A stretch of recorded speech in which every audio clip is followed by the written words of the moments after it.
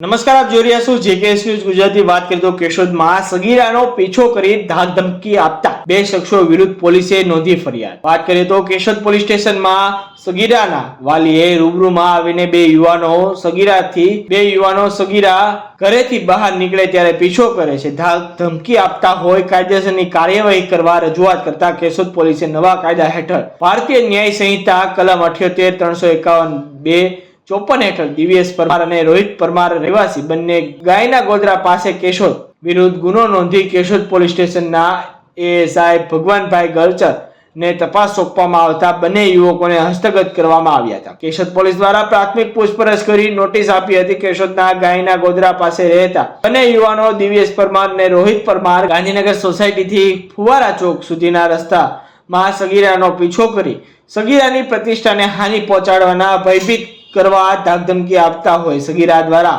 અરુચિના સ્પષ્ટ સંકેત હોવા છતાં વારંવાર પીછો કરીને હેરાન પરેશાન કરતા હોય બંને યુવકોનો રહે ગાયના ગોધરા પાસે કેશોદ વાળા એકબીજાને મદદગારી કરી સગીરાને ધાકધમકી આપતા હોવાનું જણાય આવતા બંને યુવકોની કેશોદ પોલીસ સ્ટેશનના એએસઆઈ ભગવાનભાઈ ગલચર દ્વારા ભારતીય ન્યાય સંહિતા કલમ 78, 351, 254 અંતર્ગત અટકાયત કરી નામદાર કોર્ટ સમક્ષ રજૂ કરવામાં આવ્યા હતા. જેકેએસ ન્યૂઝ સાથે રાજુ પંડ્યા, કેશોદ.